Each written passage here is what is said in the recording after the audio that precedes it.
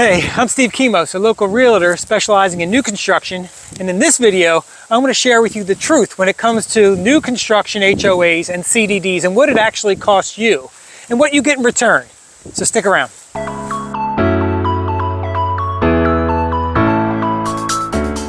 Hey, as you may know, a homeowners association is an elected governing body of a given community with budgeting, enforcement, and lien powers. And a lesser known entity is a CDD. CDD stands for Community Development District. A community development district is a governmental unit created to serve the long-term specific needs of any community. It's created by Florida law, and its main powers are to plan, finance, operate, maintain, and construct community-wide infrastructure and services specifically to benefit your community. So builders and salespeople either aren't educated or are purposely omitting the cost of living in an HOA CDD community. When looking for a new community, we make the decision about where we want to live partially based on the HOA and the CDD fee, but we aren't given the full picture. So the truth is, your HOA will go up, and not the 2 or 3% you'd expect in inflation. In most cases, HOAs give you an introductory rate and then a subsequent increase. Now, the subsequent increases aren't talked about, but the first one comes when your amenity center is completed. When that's completed, expect to pay an extra $30 to $60 a month or more because now you're using the amenities. Now, some communities won't discount that fee up front, and you'll be paying as if you had those amenities from the beginning, but that cost will already be baked into the HOA fee. Now, the second increase in your HOA fee will come when you are annexed into the CDD irrigation district. You see, the community districts own the lakes, and they charge for access to water in those lakes. It's not a usage fee. It can't be reduced by using less water. It's an access fee that's charged every year to every neighborhood. Now, in my current neighborhood, it cost a $43,000 increase in our yearly HOA. And this was divided out between all the households and ended up equaling about $40 to $70 a month. So the third increase in your fees will be when your gates close and your HOA takes over from the builder. You see, the builders here run on a shoestring budget. They don't leave a reserve, so a reserve needs to be built in. They get discounts from landscapers and such because they're not annexed into the CDD irrigation district yet.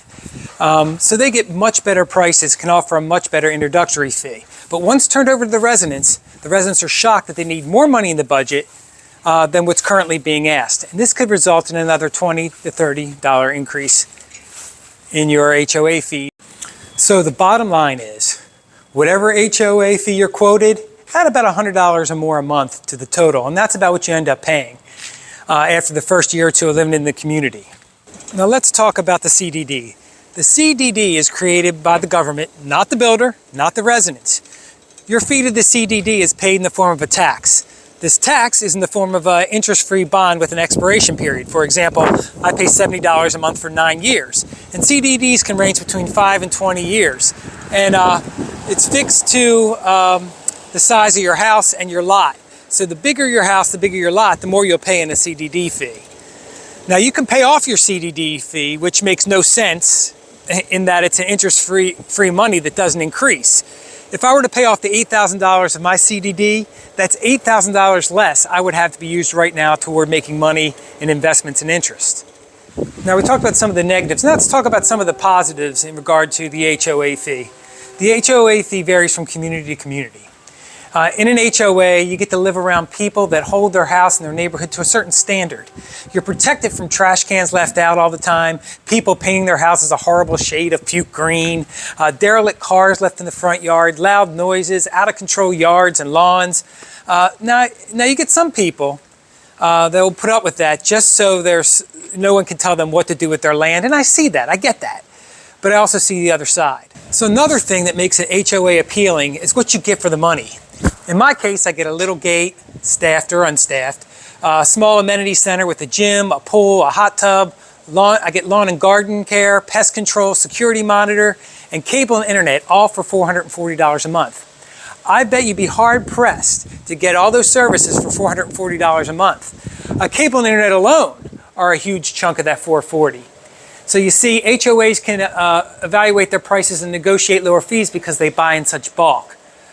Just be sure your HOA board is doing what they need to do to get the best prices possible. So in the end, even with the increase in HOA fees, the standards and services are still a deal.